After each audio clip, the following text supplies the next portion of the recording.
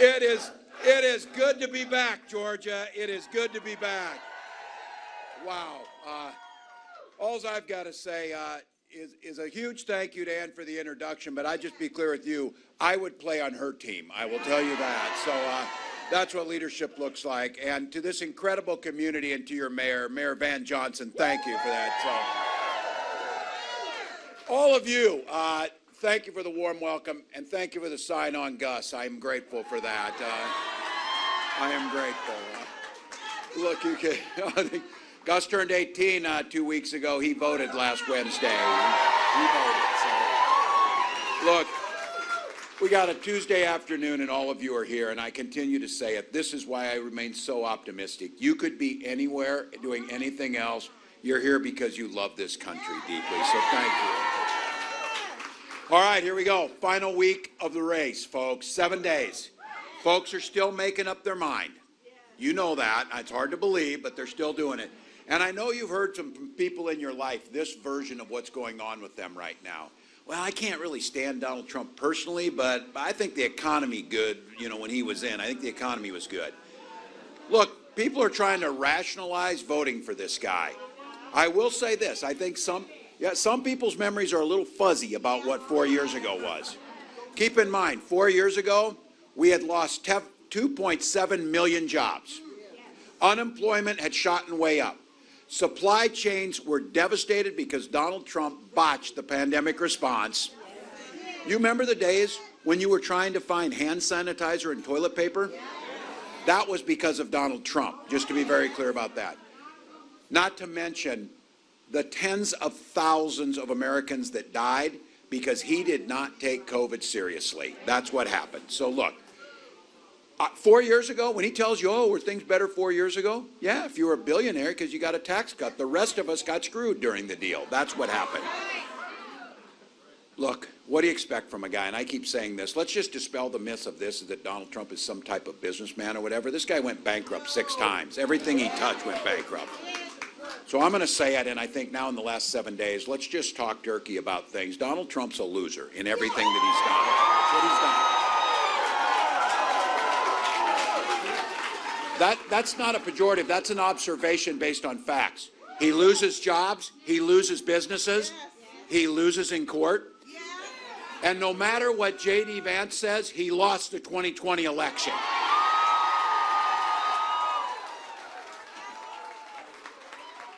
Now, I know some of you you feel a little bit of anxiety these last 7 days. The news media, they want you to click on things because all of a sudden, exciting news about the election. So you click on it, so they can make money or whatever. Look, don't take any of that. Don't take any of that. You know what the antidote is to the anxiety you're feeling? Go out and vote for Kamala Harris. That's right. Vote. We got it. We don't. You got it. That's our power.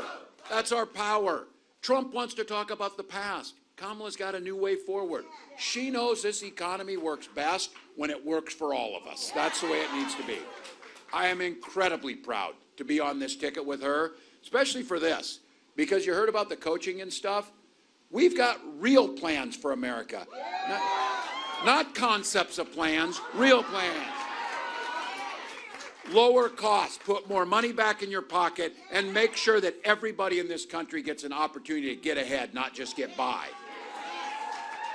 And I want to talk about this. Taking on the price gougers that we talk about, why are grocery prices so high? That's what farmers are asking. Why in the hell are farmers still making $4 a bushel for corn when fruit prices were 30% cheaper when they were making $4 for corn? Somebody's taking money in the middle. We'll attack that, making sure on the national level, take on price gouging. This issue about giving tax cuts, Donald Trump will do it. He will give tax cuts, but it will be for the richest amongst us. We want to give tax cuts to 100 million middle-class Americans, the folks who are working. This one is transformational. We did it in Minnesota. We did it during the pandemic. $6,000 child tax credit in the first year of that child's life. Matters. And this issue, you know this, they want to talk about things that don't impact you. The things that impact you, though, see young folks in here too. Where are you going to find child care? Where are you going to find childcare? How are you going to afford it? We're talking about making sure we're hiring more people to work in childcare, and we're incentivizing and being able to subsidize some of the costs so that folks can get out and work. That makes a difference. Now, they asked J.D. Vance where we should get childcare, and he said, ask Grandma to do it. Because God knows Grandma's not doing anything else, like having a career and living her life and doing things like that.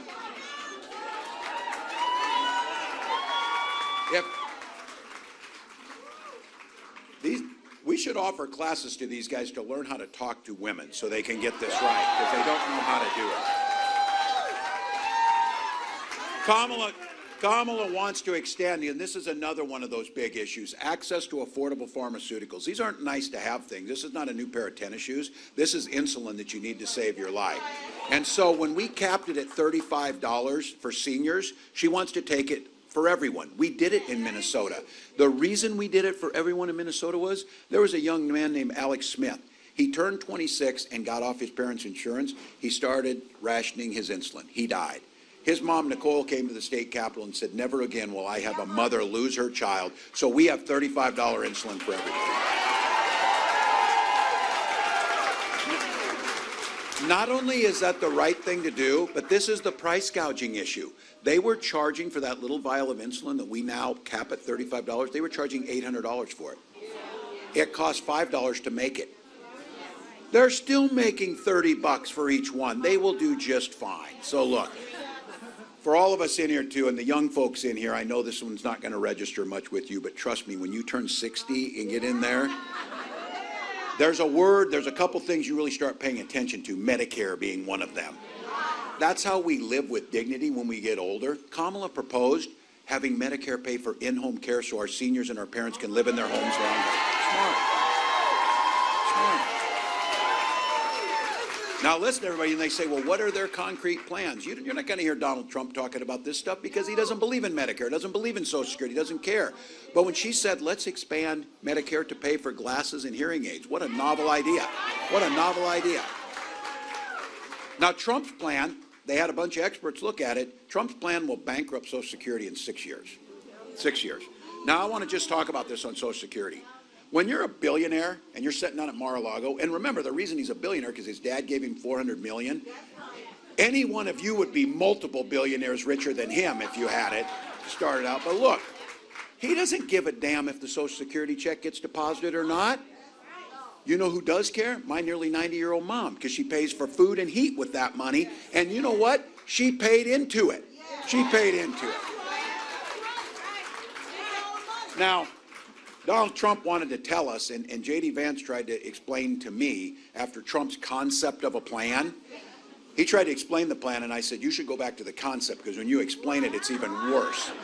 Because what he explained is getting rid of the Affordable Care Act. And for all of you who've forgotten, and for folks in here, what Obamacare did was make sure insurance companies could not determine whether they covered you or not because you had a pre-existing condition. Yeah, we're not going back to that. These folks get it. Even Donald Trump could figure out this business model. Insurance companies want to only insure healthy people, and they want to make it difficult for you to make a claim and collect the money, because that way they get to keep the money. What ACA said is, because you've had asthma when you were younger, or because you're a woman, or because you hurt your knee, you're not going to be excluded from this, and you're going to get health care, because guess what? Health care should be a basic human right to be able to take care of people. And the system works. And this idea of home ownership, all of us in here who've had the privilege and the ability to be able to own a home know that one of the biggest obstacles to getting in that home is the down payment that you need to get in. If you're like me, I used a VA loan where you don't have to have a down payment. What Kamala's proposing is making sure everybody gets a $25,000 credit to be able to get your down payment into your home. Work. And the folks in here who have an American dream to start your own business, we know that the richest and the biggest companies in this country don't pay any tax right now. They get a lot of tax credits and a lot of breaks. And speaking of not paying taxes, Donald hasn't paid 10 of the last 15 years in federal tax. So what we think is, we have those folks pay their fair share, and then we start focusing a $50,000 tax credit on small business owners for they're able to get off the ground. Makes more sense. But not Donald. He wants to give another tax cut to his buddy Elon to make sure, yeah, even more. At your expense. He's got a plan that no one agrees with. Remember during COVID, he didn't want to listen to medical personnel. He told you to inject bleach. Well, his same acumen around epidemiology applies to business. He thinks if he's going to do his tails tax, which he wants to tell you are tariffs, and China's going to pay for them, China's not paying for them. You're paying for them. $4,000 a year. $4,000 a year out of your pocket. All right. You would think after nearly 80 years he would have learned what a tariff is, wouldn't you? It's an 80-year-old man. He should have learned this thing. Did I say he was nearly 80? That he was nearly 80? That's all right. So he's nearly 80. He said, I'm not nearly 80. It's like 18 months away. He's nearly 80. Look, some of you in here, and I know there's folks in this room, we know that our system of government was never perfect, but it was better than any other one ever concocted. And it meant working together. And let's just acknowledge, the Republican Party over the years contributed much to this country. And the parties that kept their word, when those old Republicans talked about freedom, they meant it. That's not who this guy is. When this guy talks about freedom, freedom to have government in your doctor's office, in your school library, in your bedroom. Golden rule up north, as I'm sure it is down south. Things work better if you just mind your own damn business about my bedroom. Stay out of your bedroom.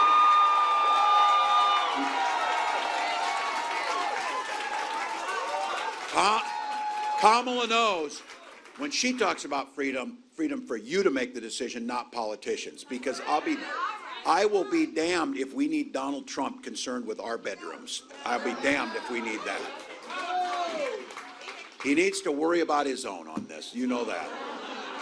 Look, other things on freedom. Freedom to make those health care choices. Freedom for our seniors to retire with dignity. And I'm going to talk on Social Security, that issue again. Donald Trump called it a Ponzi scheme. It is the single greatest anti-poverty program that we pay into. And his plan is to strip that money out, give it to his private investors on Wall Street, and then we know how that'll be. To the union members in here, the union folks in this room know, teachers, the rest of you, a defined benefit pension plan is security, and that's what we're talking about. Social Security helps add to that. And I say this as a dad, as a teacher, as a governor. Our children should be free as little ones to get dressed up, head to school to learn and be kids, and not be shot dead in that classroom. Ridiculous. You know it. You know it.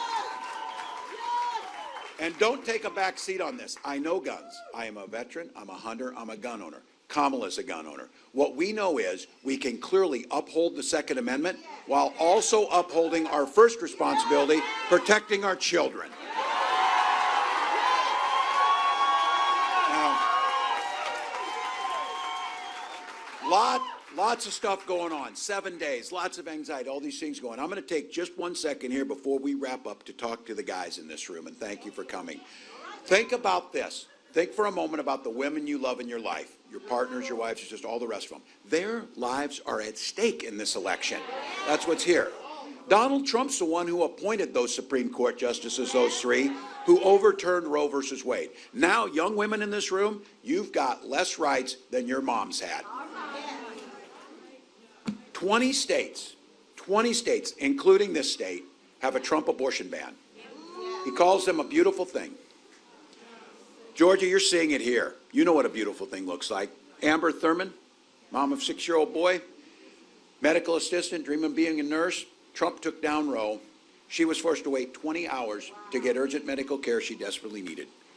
Her death was found to be preventable when she couldn't get the care she needed here. As a parent, as an American, as a human being, that makes me sick as hell that would happen. We're hearing these stories all across the country. Women are turned away from emergency rooms, having miscarriages in parking lots, survivors of rape and incest being forced to carry those pregnancies to term, and fertility clinics turning people away at the door. And I said, none of these women Amber wouldn't want to have her name out there. Her family's grieving over her death. But we're out here because we know what they've done could be worse. For Gwen and I, we struggled for years to have kids. We used fertility treatments. We finally had that beautiful daughter, and I have to tell you, I will be damned if I'll allow any politician, let alone Donald Trump, make that decision for your family.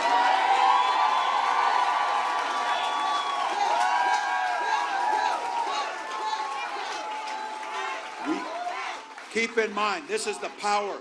We are not going back, and we've got the power to do this. We're not going to just elect Kamala Harris president. We're going to take back the House and hold that Senate.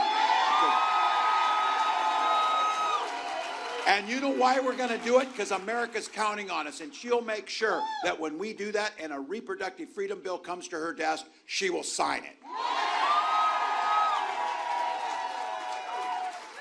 I said it earlier.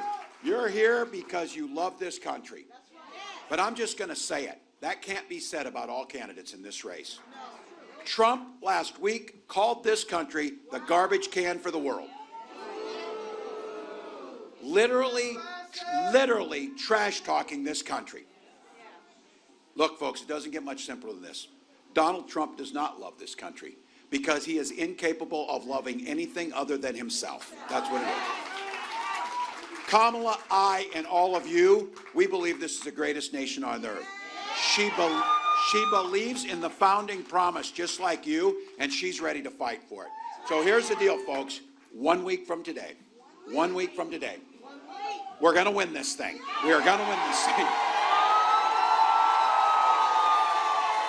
I can feel it. We are joyful, optimistic, and momentum's on our side. But I've been through enough of these, and I've been through enough of them in life. We're not taking anything for granted. So now it's time for a little bit of a pep talk, Fecal. This thing is tied, and you know it. It's tie game. 2 minutes left on the clock. The good news is we've got the damn ball. We're driving that thing down the field. We got the best quarterback in Kamala Harris leading the way. And the team in this room is the right team to win it. All right, those of you who played these things and know, and to the football guys in here know, end of the fourth quarter, easy to get tired, easy to start doubting, easy to maybe say it's not worth it. But I'll tell you what, this is where champions dig deep. This is when you say there's too much on the line and too many people are counting on me. We're going to push through this thing. So we're going to keep pushing this down the field, 1 inch at a time, 1 yard at a time, 1 phone call at a time, 1 door knock at a time, 1 vote at a time. Look, you are in a unique position where Savannah and this part of Georgia and the state of Georgia could not only make the difference for this state, but for the entire country and the rest of the world when we win this thing. Get that cousin to the poll. Get that person who says, oh, I'm just really not into politics. Too damn bad. Politics is into you. So go get it done. If you can go to KamalaHarris.com, give a buck or two, it matters. But the most important thing here is vote, vote, vote. Look, you know it. In-person voting till November 1st, you can get it done.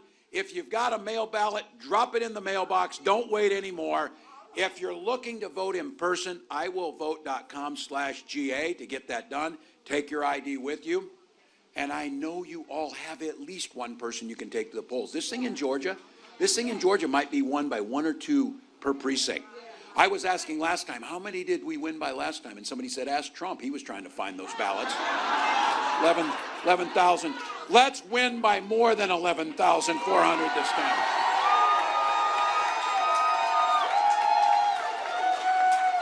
I will say this, though. I will take any win down here. And if we win Georgia by just a single vote, I will go away happy knowing that was Jimmy Carter's vote that put us over the line. So there you go.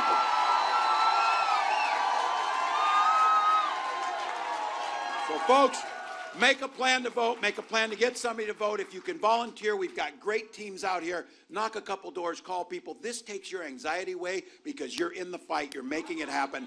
And for all of you, you're here because you believe in the promise of America. Even some of you younger people, you're going to be on that porch in your rocking chair someday, and there's going to be a little one at your knee and say, what did you do in 2024 to save democracy? And you're going to say, every damn thing I could do. Every damn thing I could do. So look, folks. We know what's up. We got this group here. Kamala says it. When we fight, we win. Right now it's when we vote. We win. Let's win this, Georgia. Let's go.